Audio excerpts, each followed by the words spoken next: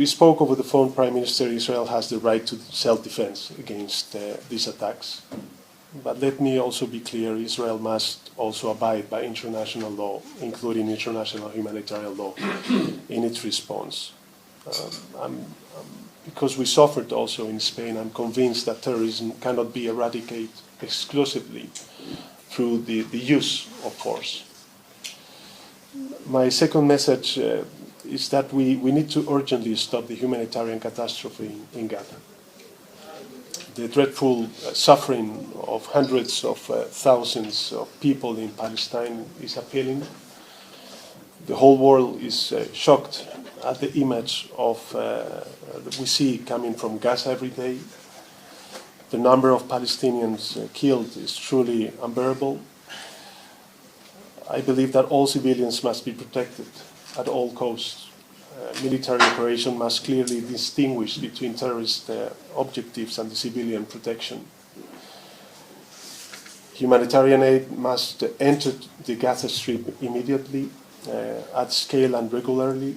The risk of more people dying from famine must urgently be addressed. As you know, Prime Minister, the UN Security Council resolution calls for urgent and extended humanitarian pauses and corridors to be implemented, and the UN Security Council resolutions are binding for all UN member states.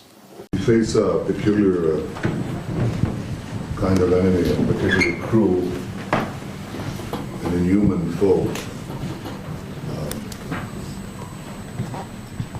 They're genocidal. They're not fighting for this or that territory. They're fighting to eliminate the Jewish state in whatever boundary they say so.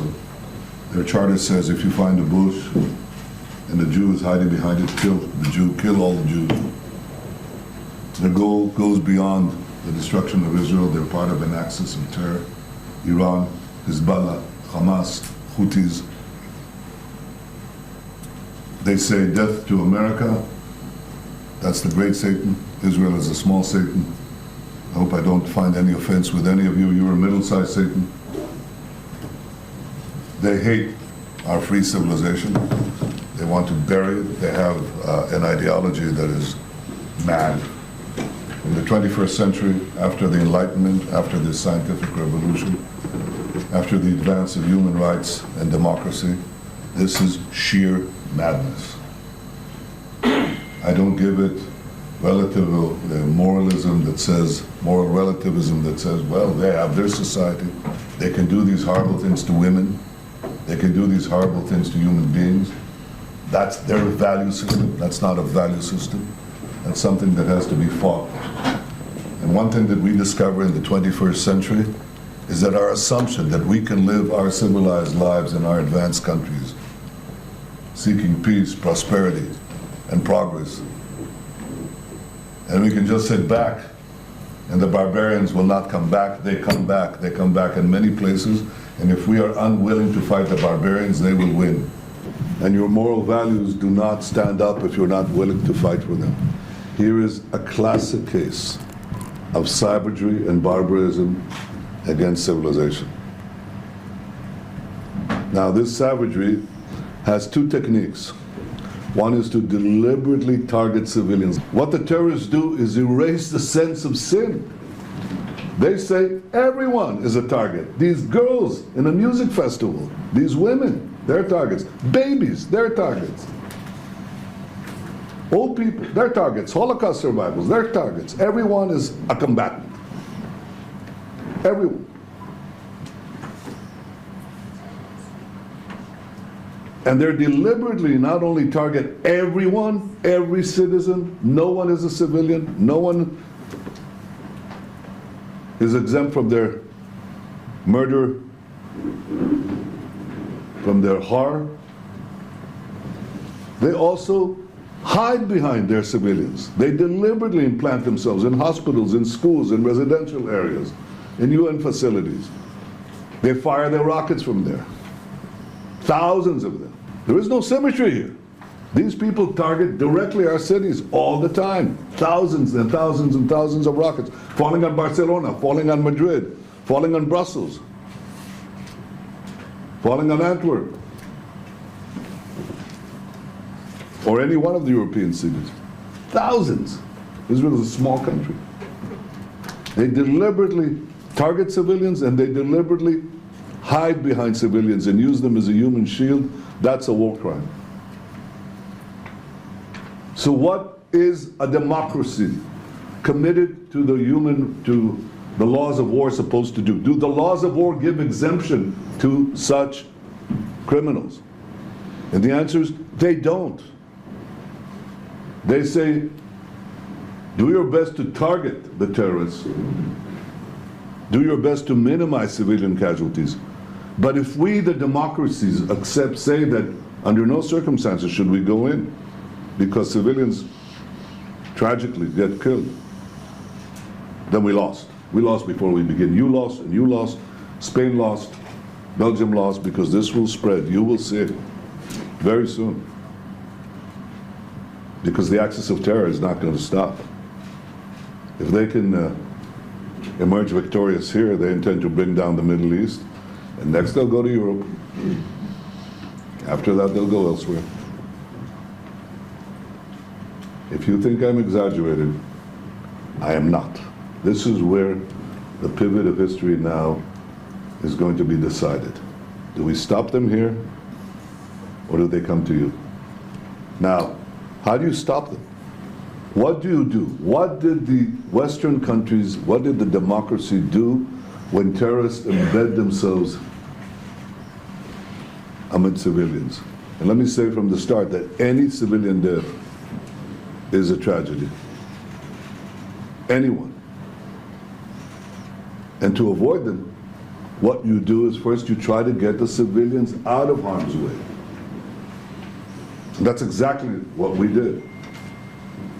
We asked, called, sent leaflets, phoned the civilians in the areas where we were going to hit the terrorists, the Hamas terrorists.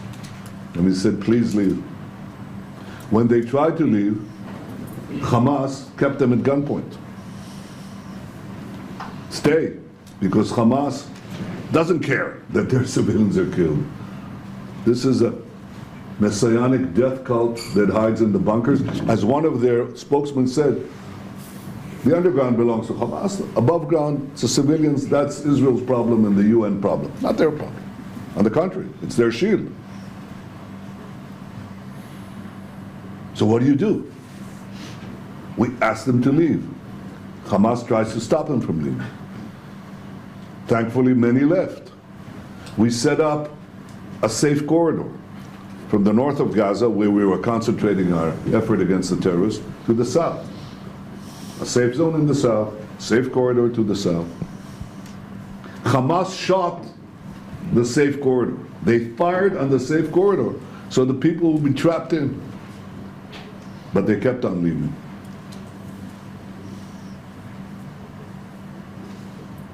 I'm happy to say that there is a decline in civilian casualties, which is our goal. Our goal is to have none, and primarily that's because of the ground action.